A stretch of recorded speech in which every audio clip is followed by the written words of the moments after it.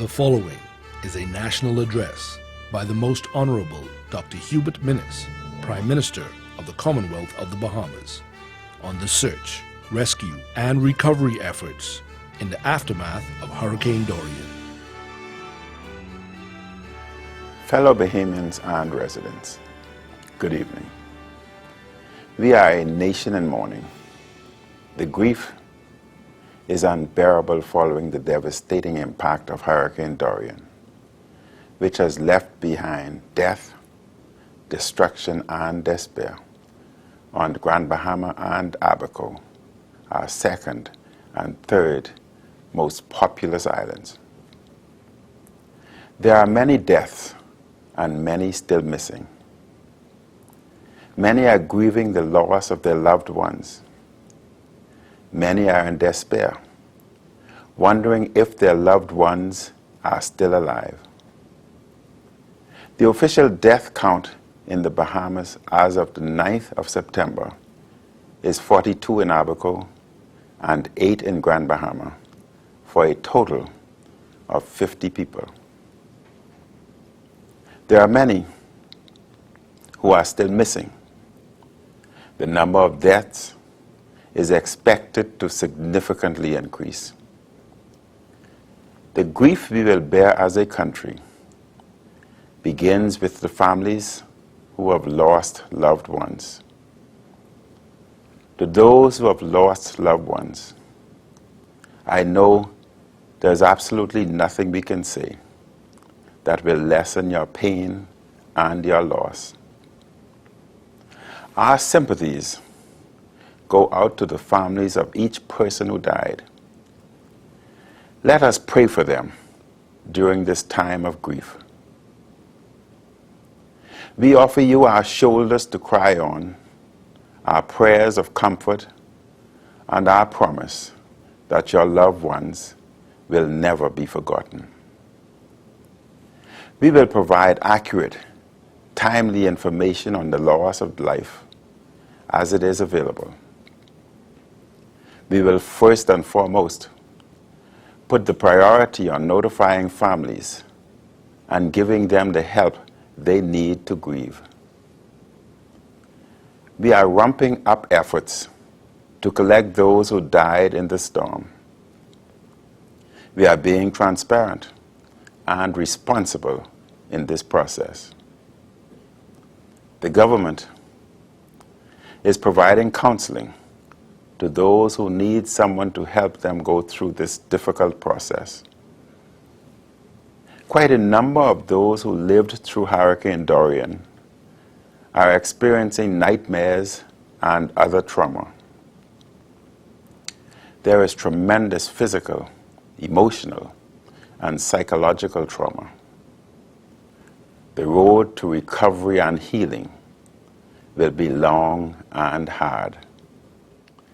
I met with the Bahamas Christian Council to provide them with an overview of Hurricane Dorian's impact on Abaco and Grand Bahama. I have asked the Christian Council to plan a national prayer service. We will also have a national day of mourning. We will need as many spiritual resources as we will need physical resources to rebuild lives and to recover. Flags are to be flown at half-mast on all public buildings to mourn our dead. Fellow Bahamians and residents, Hurricane Dorian is an historic tragedy. As the Caribbean Disaster Emergency Management Agency, SEDEMA, reports, it is the strongest Atlantic hurricane documented to directly impact a land mass since records began, tying it with the Great Florida Labor Day Hurricane of 1935. Hurricane Dorian affected the northern western Bahama Islands for an approximate total of 68 hours, with the southern eye wall planted over Grand Bahama for about 30 hours. Much of Abaco, as we knew it, is decimated and no longer exists. Flood waters in the streets made them appear like the ocean. Concrete structures were turned to dust, as if a massive bomb had exploded with atomic force. There are no words sufficient to describe this tragedy. East Grand Bahama has been laid to waste. Freeport, West End, and much of Grand Bahama experienced horrible destruction. No living Bahamian has ever seen anything like this in their lifetime.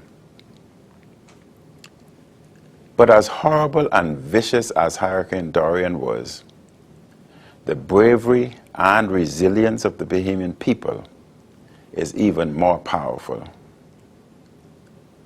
The spirit of courage was seen in ordinary citizens who rescued others right after the hurricane, including those who came to the rescue on jet skis. Our Royal Bahamas Police and Defense Force officers have been providing round-the-clock efforts to search for and rescue Bahamians and residents in distress. Many of these officers stationed on Abaco were saving and protecting others, even though they lost their homes and all of their possessions. First responders at our hospitals and clinics and those dispensing relief aid have saved lives and lessened the hardship of those who lost everything. Thousands of Bahamians through charities, churches, and businesses have come to the rescue of our brothers and sisters in need. They are living the gospel as their brothers and sisters' keepers. This is true faith in action. The combined efforts of these Bahamian heroes in the public and private sectors are helping those traumatized by this generational disaster. I especially want to thank the scores of private citizens, groups, and businesses who have come to the aid of the residents of Abaco and Grand Bahama. Fellow Bahamians and residents, right after the all clear was given by the Met Department, we began mobilizing our search, rescue, and recovery efforts. We deployed security, food, water, and other resources as quickly as was possible once the all clear was given, so that first responders were not put at risk. At the invitation of the government of the Bahamas, we asked the United States Coast Guard to immediately go into action using their helicopters and other resources. Our search, rescue, and recovery efforts are one response with many parts. As soon as was possible, after the impact of the hurricane, the government deployed Bahamian rescue and security personnel from the Royal Bahamas Defense Force and the Royal Bahamas Police Force. There were incidents of looting and lawlessness that will not be tolerated. There is sufficient food on the ground in Abaco and Grand Bahama for those who need assistance. Thousands have already been evacuated. We are aggressively working to set up, secure, and appropriate temporary housing and shelters on both islands for those who lost their homes. Security personnel on the ground have stabilized the security situation on Abaco. There are a combined 900 Defense and Police Force officers on the ground in Grand Bahama and Abaco, including reservists. We are also being assisted by the Defense Force officers from CARICOM, which when fully deployed will total approximately 220 security personnel.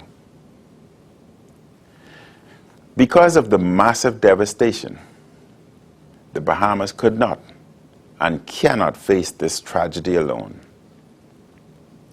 We have mobilized the entire government to meet this challenge in partnership with the international community. One of our closest allies and neighbor is the United States of America. The President of the United States, Donald Trump, has proven to be a true friend to the Bahamas during this dark hour. I express the gratitude of the Bahamian people and government to President Trump. We thank the American people and government for their generosity. President Trump has authorized the full support of the government of the United States. To help strengthen the capacity of NEMA to better respond, we are utilizing disaster management experts from the United States, who previously helped to respond to other major hurricanes. Because of their specialty equipment and resources, the United States Coast Guard has been leading air rescues and transport within the disaster zone. USAID is providing significant relief supplies. Members of the FBI are here too, along with other U.S. rescue, aid, and security officials. On behalf of the Bahamian people, I say thank you to the United Kingdom for sending Her Majesty's Royal Navy and CARICOM for its security forces and aid officials. I thank also the Royal Dutch Navy and the Canadian government for coming to our aid. The United Nations is also here to help. The United Nations Secretary General will arrive in Nassau on Friday.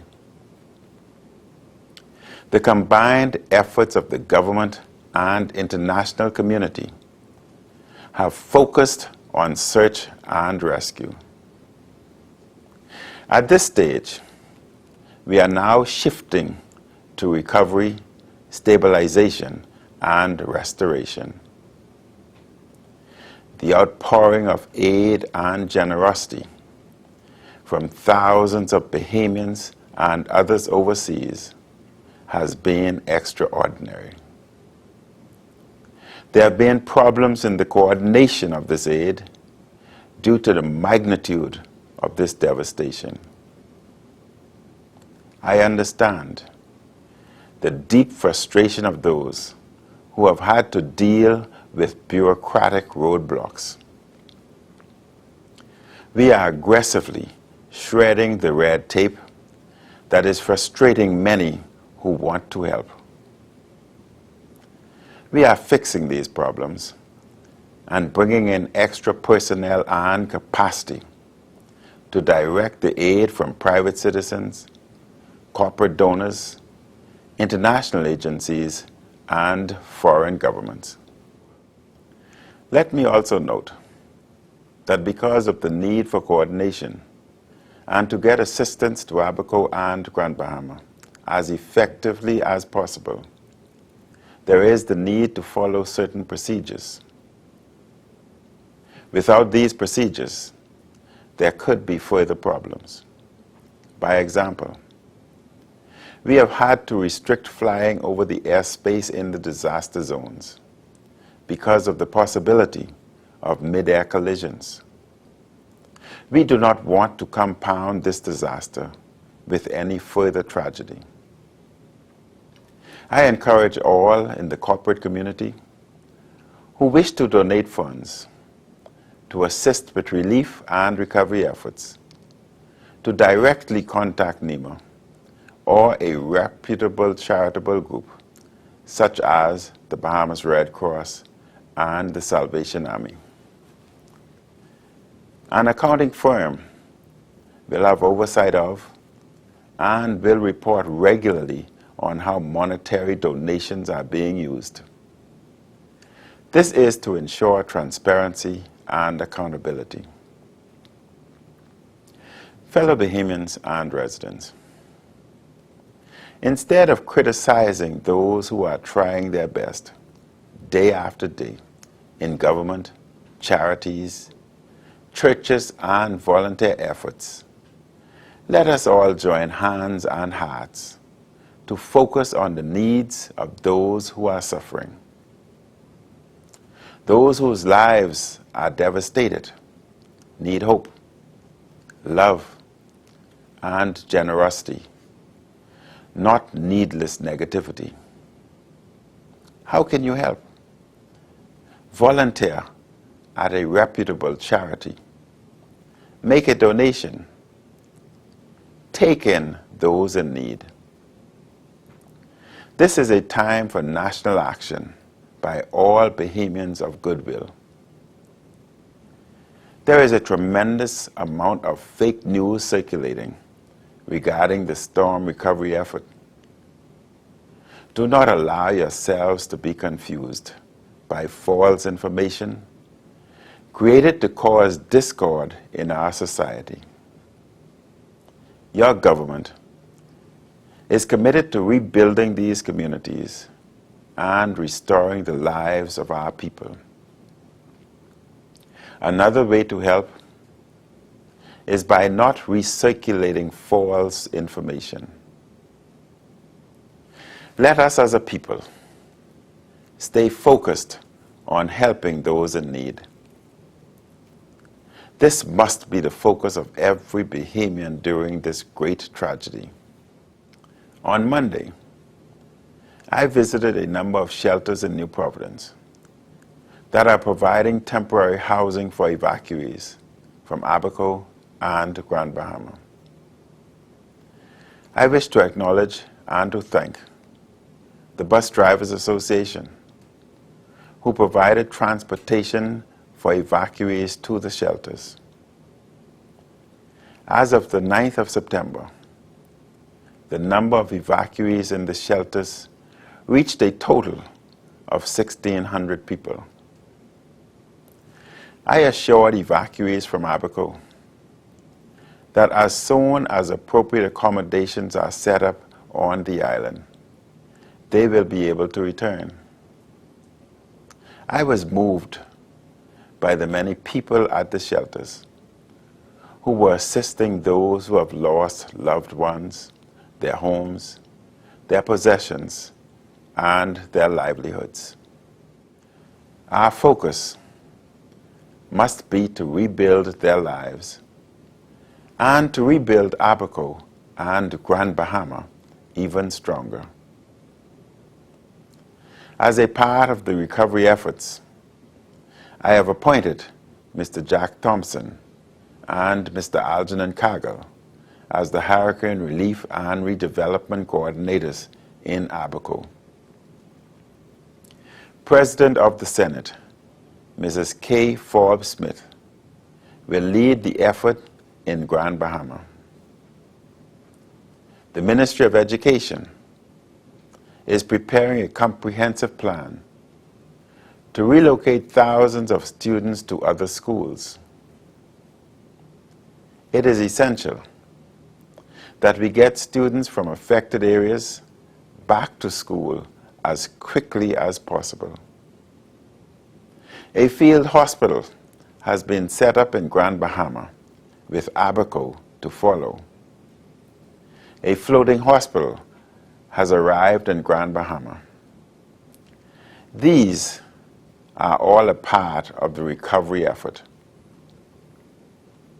Fellow Bahamians and residents, I will continue to regularly update you on our comprehensive response to this generational tragedy. We are a resilient people. More than ever, we must live the values of the gospel in order to renew the face of God's earth on Abaco and Grand Bahama that has been destroyed by one of the gravest tragedies in our history. Let us call on the Lord of life to grant us the courage, the fortitude, and the spirit of love and hope, without which we cannot rebuild our country. Thank you, and good evening. And may God bless the Commonwealth of the Bahamas. The proceeding was a national address by the Most Honorable Dr. Hubert Minnis, Prime Minister of the Commonwealth of the Bahamas, on the search, rescue, and recovery efforts in the aftermath of Hurricane Dorian.